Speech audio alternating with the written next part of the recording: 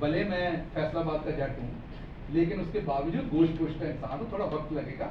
आपका काम मुझे चुपके मारना नहीं है, आपका काम इसलिए मेरे साथ खड़े होना है। हाँ, अगर मैंने किसी प्लॉट में ठगी करके, अगर मैंने कोई करप्शन करके जेल में गया था और मेरी वहाँ ठुकाई हुई, तो आपको बिल्कुल अंदर से खुश होना चाहिए। अगर मैंने बाहर को लैंड क्रूजर ली है किससे, किसी ठेके में, मैंने कोई ट्रांसफर पोस्टिंग कराई थी, मैंने कोई डीसी लगवाए थे, उसमें पैसे दिए थे, मैंने कोई क्लर्क लगवाए थे, मैंने कोई और 2 नंबरियां हरामजदियां की थी और उसमें मैं जाके जेल भुगत के आया हूँ, तो आपका चुपक लगाना बिल्कुल दुरुस्त है। मैं उसी काम में गया हूँ जो आपका काम है। मैं बोलने में जेल गया था और यही काम आप करते हैं, यही काम मैं करता हूँ। तो इसलिए आपका काम है, उसे नहीं हूँ कि आपने चुपक लगाई, मैं तो ये इसका आबादी हूँ, यही बात कीजिए। लेकिन आपको मैं सिर्फ आपको ब्रदर के तौर पे, भाई के तौर पे, दोस्त के तौर पे बता रहा हूँ कि ये कभी फॉर एग्जाम्पल आपके सामने है, कितने सारे साथियों को, जमील फारूकी को गुजरना पड़ा, अहमद मीर को गुजरना पड़ा, कितने सारे लोगों को पहले भी गुजरना पड़ा। हमारा काम एक दूसरे को चुपक लगाना नहीं है, बल्कि हमारा काम ये अंडरस्टैंड करना है कि यार इस बंदे के साथ, इसके खानदान के साथ, इसकी माँ बहनों के साथ क्या गुजरी हो, तो इस टाइम शफकत करें, मेहरबानी करें, थोड़ी देर के लिए रहम करें, बाकी खैर है काम चलता रहे। तो क्या जो बयान दिया था, ज़ाहिर बात है आप बोले, उस पर मैं बात नहीं करूंगा, प्रेजुडिस है, अदालत के अंदर है। लेकिन मैं सिर्फ एक बात क्लियर कर दूंगा, मेरे वकील ने भी अंदर बार बार क्लियर की, ना मैंने कभी पाकिस्तान के किसी इदारे के खिलाफ बात की, ना मैं करूंगा। और ये मेरा सॉफ्टवेयर अपडेट नहीं है, बचपन से अपडेटेड है। आप मेरी उस स्टेटमेंट में भी सुने तो मैं अपने इदारों से मोहब्बत की कोई कम से कम 12 दफा मैंने बात कही।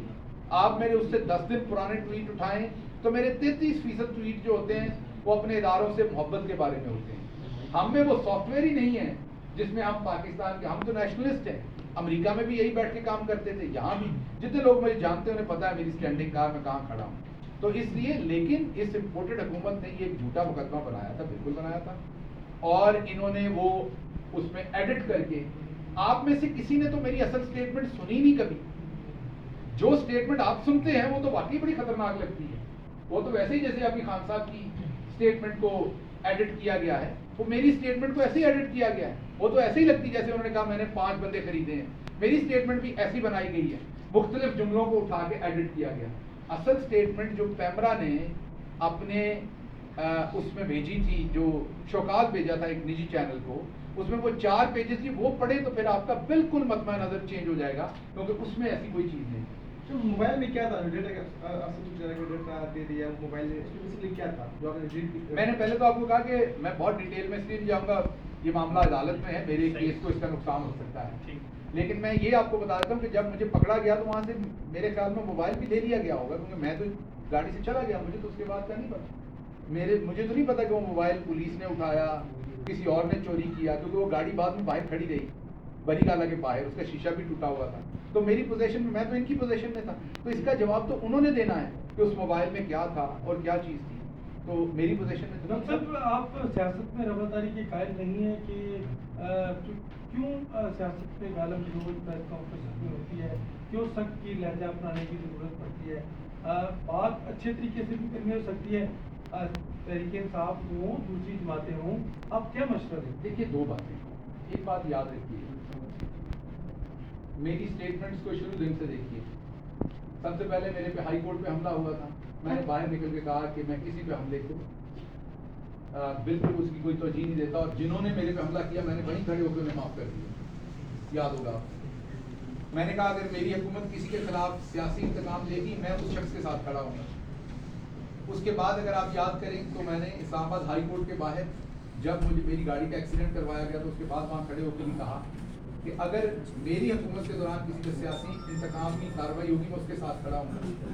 मुजफ्फरगढ़ में मुझे पकड़ा गया, मैंने वहाँ से बाहर निकल के कहा कि अगर ये काम मेरे मुखालफिन के साथ, सियासी मुखालफिन के साथ मेरी हुकूमत करेगी, मैं उसके साथ खड़ा हूँगा। यही बात मैंने अपनी प्रेस कॉन्फ्रेंस में पहले भी कही, जब मैं अभी पकड़ा गया, अब भी वही कह रहा हूँ कि मैं हमेशा सहाफ़ी हो या वो नून लीग का कोई शख्स हो, अगर सियासी इंतकामी कार्रवाई हो रही है तो मैं उसके साथ खड़ा हूँ, मेरी हुकूमत हो या कोई और। अब आपने बात की सख्त लहजे, अब मरियम औरंगजेब साहबा से सख्त बदतमीज लहजा तो किसी का नहीं होता जो वो करती है। वो जो पिटर बकवास करती हैं उससे ज्यादा तो नहीं हो सकती। लेकिन क्या मैं कभी ये कहता हूँ उन पे जाली केस बनना चाहिए? बिल्कुल भी नहीं। क्या उन्हें पुलिस के जरिए हरासा करना चाहिए? बिल्कुल भी नहीं। क्या उन पर कोई ऐसा जुर्म डाल दें जो उन्होंने नहीं किया हुआ? बिल्कुल भी नहीं। देखिए बात ये है कि असद उमर साहब ने बहुत दफा एक्सप्लेन किया, टेलीविजन पे मैं देख चुका हूँ माफ कीजिएगा, हर बंदे के लिए तमीज और तहजीब का लेवल फर्क हो सकता है। एक शख्स के लिए आप जनाब से आगे बात बदतमीजी है, एक शख्स के लिए गंदी गाली बदतमीजी है, एक शख्स के लिए सख्त लफ्ज बदतमीजी है। अब मंटो साहब ने जो लिखा है वो बहुत सारे लोगों के लिए ऐसा था कि उन्हें जेल में बंद कर दिया जाए, लेकिन लिटरेचर पढ़ने वाले बहुत सारे लोगों के लिए वो काबिल कबूल है। तो इसलिए ऐसे तो फिर कोई सहाफी जिंदा नहीं बचेगा। अगर आप ये कहें ये बड़ी तल्ख बात करता है, ये बीपर बड़ा तल्ख देता है, इसका जुमला बड़ा तल्ख है, अगर तो वो बात ऐसी कर रहा है जो आपकी फैमिली के साथ बैठ के आप सुन सकते हैं, देख सकते हैं, तो वो ठीक है, उस पर कानूनी कार्रवाई नहीं कर सकते, करने दे सख्त बात। मरियम औरंगजेब ने अभी सख्त बातें की, मैंने जवाब दे दिया है, इसमें क्या हर्ज है? उन्होंने की है, मैंने जवाब दे दिया है। अगर तो गंदी गाली दी जा रही है, अगर तो कोई इखलाक से गिरी गैर कानूनी हरकत की जा रही है तो वो गलत है। अब करते क्या, ये सख्त बोलता है, इस पर झूठा केस डाल दो। और भाई तलाल चौधरी अगर सख्त बोलता है तो आप उसको सख्त जवाब दे दो। मैंने तो कभी नहीं कहा तलाल चौधरी पे केस बना दो। ये मंतक नून लीग का है, ये तरीका वारदात इनका है कि जब ये जवाब नहीं दे सकते तो अपने सियासी मुखालफिन के ऊपर झूठे और सच्चे पर्चे बनाते हैं, लेकिन उसकी सबसे ज्यादा कीमत भी ये खुद ही अदा करते हैं। इन्होंने की है तो अभी भी बाज आ जाए, सियासत के तरीके से करें, गैर सियासी तरीके से ना करें। सर, इमरान खान साहब ने जो कहा है कि राना सनाउल्लाह और शहबाज शरीफ के अज़ाइम मैं जानता हूँ मगर मेरे प्लान को नहीं जानते, तो मुबैना तौर पर जो खान साहब की कुछ मीटिंग्स हुई हैं एस्टेब्लिशमेंट से, ये कॉन्फिडेंस खान साहब को वहाँ से आया कि इसलिए वो कह रहे हैं कि आप नहीं जानते मैं क्या करने लगा? देखिए इसमें आपने क्योंकि मुबैना कह दिया तो सवाल ही खत्म हो गया। जिस दिन आप कंफर्म हो गए तो मैं जवाब दूंगा। मुबैना का जवाब तो मैं प्रेस कॉन्फ्रेंस में मुबैना का जवाब तो नहीं दे सकता। पहले मेरा भाई जरा थोड़ा कंफर्म हो जाए, थोड़ी मेहनत और करें अपने सोर्सेज पे, कर लेंगे तो वो मुबैना तौर पर जब आप कंफर्म कर लेंगे तो मैं आपको कंफर्म जवाब दूँ। मैं पहले तो आप दसिया मैं फैसलाबाद का जट है, मैं सीधियां पदरियां गल्लां करन ते यकीन रखदा। मैं मुबैना शुबैना जेड़ा ना मेनू समझ नहीं आता। अच्छा ये साहब ये बताइए, आखिरी सवाल है, उसी करना है तुम्हारा काम है मेरा। जो आपके साथ हुआ, आपका हार्डवेयर जो है अपडेट किया गया, तो क्या आप कौन को अब बताएंगे, किताब लिखेंगे इस हवाले से? इसका फैसला करूंगा वक्त आने के ऊपर, लेकिन बात यह है कि मेरी सिर्फ दुआ ये होगी कि मेरे भाई का हार्डवेयर अपडेट ना हो। वो इस टाइम चाह रहा है कि मैं जरूर किताब लिखूं, तो ये ना हो कि तुम्हारा हार्डवेयर अपडेट हो तो इसलिए रहने दो। सेनेटर इरफान सिद्दीकी ने रात में किताब लिखी है। सेनेटर साहब की मर्जी है, उन्होंने लिखी है। अब मैं देखिए इरफान सिद्दीकी के साथ कुछ हो या मेरे साथ हो या आपके साथ हो, कानून के खिलाफ जो काम है वो गलत है। यही बात हमारे नबी करीम सल्लल्लाहु अलैहि वसल्लम ने सिखाई है कि इंसाफ जो है वो अपने लिए वही रखो जो दूसरे के लिए रख सकते हो, या दूसरे के लिए जो रख रहे हो वो अपने लिए फिर वही रखो।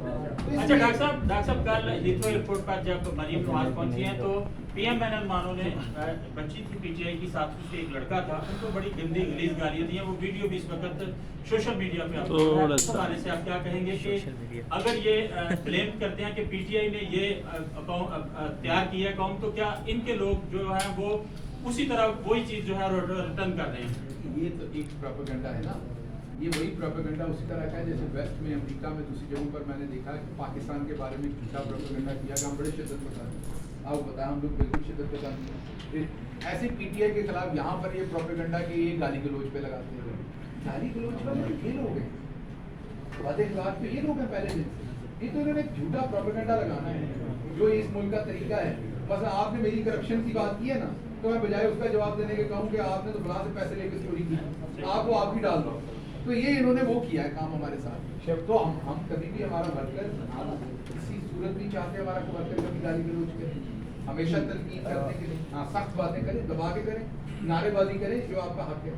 ना आप फिजिकली किसी को असॉल्ट कर सकते हैं, ना किसी की सेफ्टी डेंजर में डाल सकते हैं, ना किसी को गाली गलौज कर सकते हैं। तो इसलिए ये इनका कल्चर है, वतीरा है, और स्पेशली खवातीन और ओवरसीज पाकिस्तान, इन दोनों के साथ बद तहजीबी बद एहतराम जो है ये इनका शेवा है। ये करते रहे हैं, आइंदा भी करते रहेंगे, लेकिन अब वो इनको किसी किस्म की शहबाज गिल साहब साथ ही साथ ये भी बताइएगा लॉन्ग मार्च से मुतालिक खान साहब काफ़ी अरसे से कह रहे हैं कि मैं तारीख दूंगा, लेकिन वो डिले करते जा रहे हैं, क्या वजह है, क्या रीज़न है इसके पीछे? ये लॉन्ग मार्च कहाँ से शुरू होगी, क्या लॉन्ग मार्च का मुकाबला कर पाएगी?